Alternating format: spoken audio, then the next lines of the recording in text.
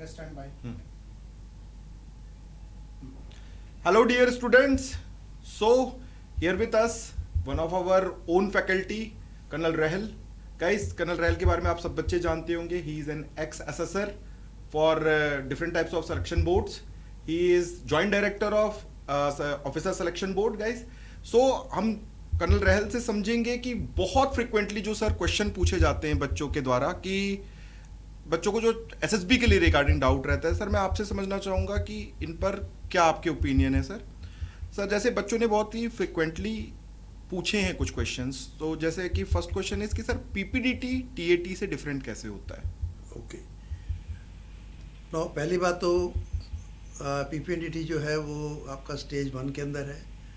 That is something जो आपका जाते ही हो जाएगा वहाँ पर. पीपीडीटी के अंदर आपको एक पिक्चर दिखाई जाती है, टीईटी के अंदर 12 पिक्चर्स हैं और पर्पस दोनों का अलग है. पीपीडीटी के अंदर आपको एक चीज़ और एडिशनल होती है कि उसके अंदर आपको स्टोरी फ़ोटो जो आपको दिखाई जा रही है, जो पिक्चर आपको दिखाई जा रही है वो 30 सेकंड्स के लिए दिखा रहे हैं. उसके बाद आपको 1 मिनट का टाइम मिलता है in which you have to do some markings. एक आपको पेपर होता है जिसके ऊपर आपने कुछ चीज़ों को शो करना है. कितने कैरेक्टर थे, उनका मूड क्या था, उनका जेंडर क्या था, उनकी एज क्या थी.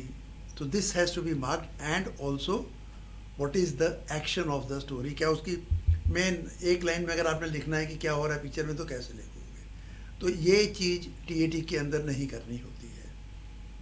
इसके बाद आपको 4 मिनट मिलते हैं जिसके अंदर आपने अपनी स्टोरी लिखनी है. What led to the situation, what is happening and what will be the outcome. That is common to TAT also. अब यहाँ पर जो एक मेजर डिफरेंस है TAT के साथ वो ये है कि मोस्ट लाइकली जो पिक्चर होगी वो क्लियर नहीं होती है. It is very hazy picture. और अगर मान लो वो हेजी नहीं भी है, you can not make out कि पर्सन ए कौन है, पर्सन बी कौन है, उनका रिलेशन क्या है. पर ज़्यादातर चांसेस है कि पिक्चर हेजी होगी.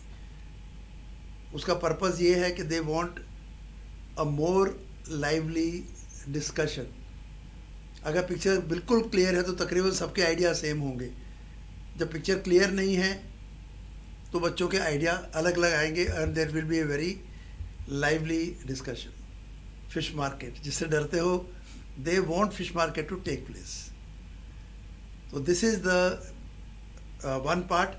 इसके बाद आपका नरेशन होगा जिसमें आपको तकरीबन 1 मिनट मिलता है and which you have to narrate your story. And then you have GD. तो यहाँ पर आपने ध्यान देना है कि नरेशन के टाइम पे बाकी बच्चे की स्टोरी क्या है उसको सुनो. ये सबसे बड़ी गलती करते हैं, बच्चे सुनते नहीं हैं. सब अपने टेंशन में बैठे होते हैं कि अभी मेरा नंबर आने वाला है, मेरा नंबर आने वाला है. दूसरों की कहानी सुनो. सो आपको जीडी के अंदर आप क्विकली अपना ग्रुप स्टोरी बना सकते हो. टीडी के अंदर कोई ज़रूरत नहीं है आपको बनाने की. सो गाइज आई होप कि जो बच्चों का कॉमन डाउट होता है इस चीज़ पे क्लियर हो गया होगा. सर एक बहुत बड़ा चंक है हमारे स्टूडेंट्स का, those who are very uncomfortable in speaking English. So sir what do you suggest कि एसएसबी में कैसे इंग्लिश को डील किया जाए. अगर कोई बच्चा सिर्फ हिंदी बोले तो क्या वो एसएसबी क्वालिफाई हो सकता है. ओके तो मेरा जो पहला आंसर है वो बड़ा डिसअपॉइंटिंग है कि बड़ा मुश्किल है. ओके देयर इज इसके ऊपर कोई बैन नहीं है, आप हिंदी में पार्टिसिपेट कर सकते हो.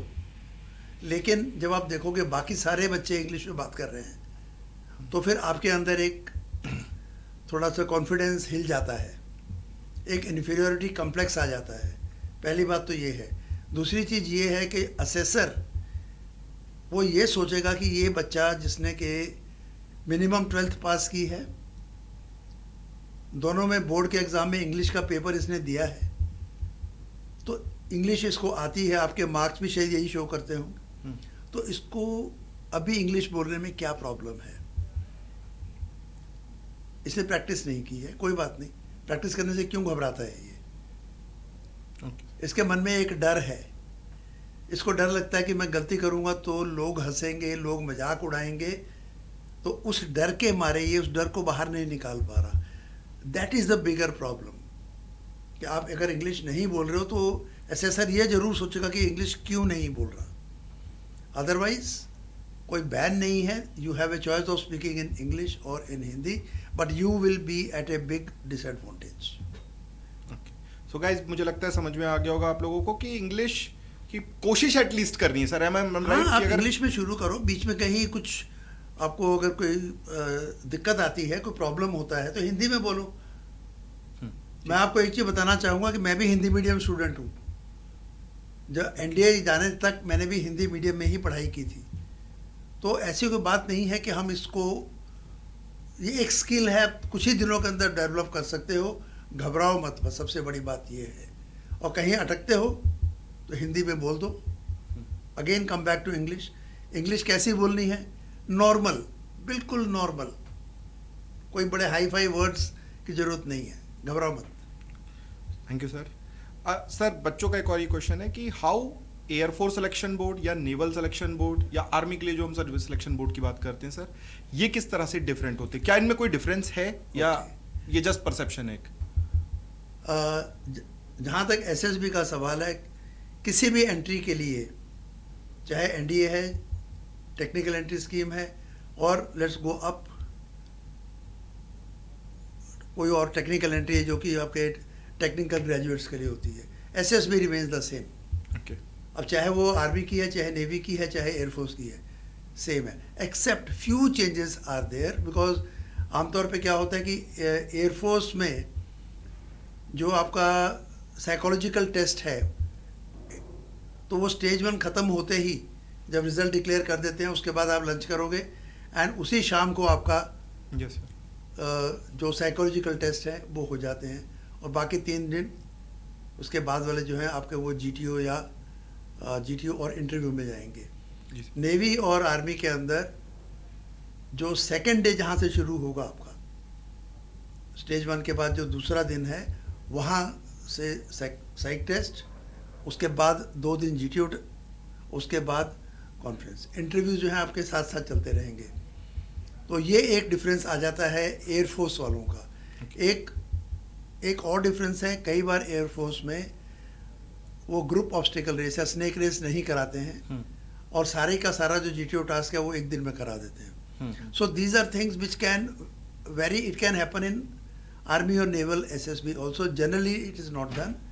एक छोटी सी चीज़ और है जिसका आपको ध्यान रखना है कि जो इंडिविजुअल ऑब्स्टिकल्स हैं एयरफोर्स में, वो कुछ अलग हैं। वहाँ पर आपको रोप क्लाइंबिंग करनी होती है, एक टायर होता है, एक मंकी क्रॉल होता है, और जो उनका एक दो टेस्ट में कुछ फ़र्क भी होता है। सो इंडिविजुअल ऑब्स्टिकल्स में definitely there is a difference for some tasks. Sir assessment एक फ्रेशर और एक रिपीटर का क्या अलग अलग होता है एसएसबी में? नो, जहाँ तक रिपीटर को क्यों वहाँ पर मौका दिया जा रहा है, आमतौर पे कोशिश ये होती है कि वो सेम एसएसबी में ना आ जाए।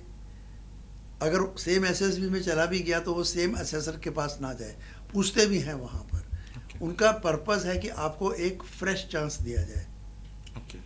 तो बीइंग ए फ्रेशर और being a repeater, there is no difference in assessment, and ना ही कोई डिफरेंस है, आपको कोई जजमेंट नहीं है कि ये रिपीटर है तो इसको इसके साथ कुछ अलग तरीके से हमने वो करना है। यस, इंटरव्यू के अंदर जो पहला क्वेश्चन है रिपीटर के लिए, आम तौर पे वो ये होता है कि आप एसएसबी गए थे पहले, तो आपने क्या प्रॉब्लम हुई थी, आपने वहाँ से क्या सीखा, आम तौर पे ये क्वेश्चन होता है। और इंटरव्यू जो रैपिड फायर क्वेश्चन है उसमें थोड़ा बहुत चेंज हो सकता है, दैट्स ऑल, और कोई चेंज नहीं है। Performance assessing level is same for all. Okay sir. Sir majority chunk of जो कैंडिडेट्स होते हैं जो एसएसबी देने आते हैं, वो मेजॉरिटी चंक फर्स्ट राउंड में या स्क्रीनिंग के फेज में सर आउट हो जाते हैं। Sir what is that one thing आप समझते हैं कि सबसे ज़रूरी है जिससे स्क्रीनिंग को हम अच्छा बेहतर बना सकते हैं अपनी परफॉर्मेंस ओआईआर एंड पीपीडीटी को कंसीडर करके? राइट, तो इसमें सबसे पहली बात तो ये है कि जो बच्चे, एक वायरस कहीं से दिमाग में घुसा हुआ है बच्चों के, कि हमने एक बहुत अच्छी स्टोरी बना के आनी है। तो जो आपके मन में पिक्चर को देख के जो आइडिया आया, सिंपली उसके ऊपर आप स्टोरी बना के लिख दो, 3 हिस्सों में डिवाइड करते हुए कि इससे पहले क्या हुआ होगा पिक्चर के, अभी क्या है, और इसके आगे इसकी एंडिंग क्या होगी। That's all. और ये तो स्टोरी राइटिंग का हो गया। नरेशन के अंदर you have to show confidence, you have to show that your expression is fine and you are getting, आपके जो आइडिया है वो आपको क्लैरिटी के साथ आते हैं। कॉन्फिडेंस आपका देखा जा रहा है उसके अंदर, वो आपने दिखाना है। जीडी के अंदर you have to be assertive. Fish market guarantee है बनेगी बनेगी, और उसके अंदर ही से ही बच्चे रिकमेंड होते हैं, तो आप क्यों नहीं हो सकते हो? डेफिनेटली। तो घबराओ मत, बी असर्टिव। असर्टिव का मतलब है अपना पॉइंट रखना, पार्टिसिपेशन करो।